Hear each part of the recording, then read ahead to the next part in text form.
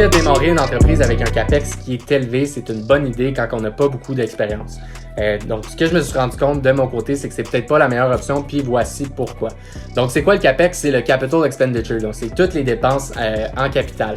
Fait que c'est les dépenses qui sont reliées à l'amélioration de vos actifs. Fait que ça veut dire que c'est, mettons, des dépenses pour des immeubles, c'est des dépenses pour des véhicules, pour de l'équipement, des machines, ou par exemple, dans l'industrie des cliniques dentaires, ce serait, mettons, les chaises de cliniques dentaires, les instruments que les dentistes doivent utiliser. Fait que, mettons que vous embarquez dans une business où est-ce que les coûts initiaux sont vraiment élevés, ben c'est peut-être pas la meilleure option parce que ce qui arrive, c'est que vous vous exposez à plus de risques. Puis si vous n'avez pas de capital, ben vous devez emprunter de l'argent soit d'investisseurs ou de la banque. Puis ce qui arrive, c'est que, mettons, avec la banque, si vous respectez pas vos ratios, ben vous vous exposez à faire faillite ou à avoir des pertes. Fait que ce qui a été vraiment bon pour moi, c'est de choisir des options où est-ce que ça coûtait pratiquement rien pour commencer. Parce que ce qui arrive, c'est que quand on commence, on sait pas trop ce qu'on fait, c'est normal, on est en train d'apprendre. Fait que ce que j'ai fait, c'est qu'à 18 ans, j'ai rejoint une franchise de nettoyage de fenêtres. Donc, ça s'appelle Qualité étudiant. Puis c'est là que j'ai vraiment appris comme toutes les bases de la business. Puis il y avait des coachs d'affaires qui étaient là pour nous encadrer.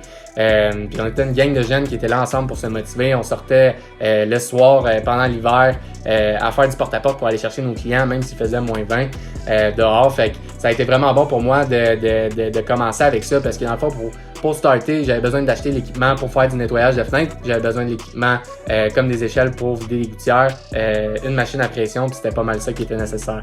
Fait que les coûts initiaux étaient vraiment moins élevés, fait que je m'exposais à moins de risques au niveau du capital. Puis un autre exemple de ça qui a été bon aussi, c'est qu'il y a un de mes amis, Zachary, qui faisait partie de Qualité étudiant, qui a développé une entreprise de paysagement. Puis lui, ben, il s'est rendu compte que le taillage de S était vraiment rentable. Fait qu'il m'a appelé puis il m'a dit « Man, il faut que tu embarques là-dedans, il faut que tu fasses ça, c'est vraiment intéressant. » Fait que ce que j'ai fait, c'est qu'avec un autre de mes amis qui a un pick-up, on a été louer un taillet. Puis pour le taillet, dans le fond, ça coûtait 120$ pour la fin de semaine. Puis après ça, on s'est acheté aussi une échelle en A. Puis louer l'échelle en A au début, c'était 50$ par jour.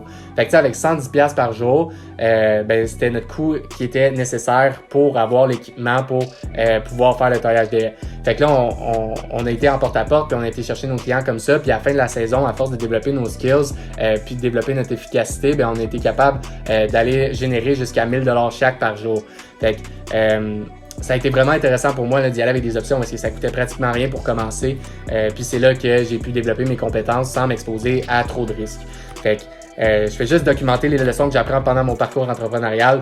Donc vous pouvez suivre notre chaîne si vous voulez en apprendre plus.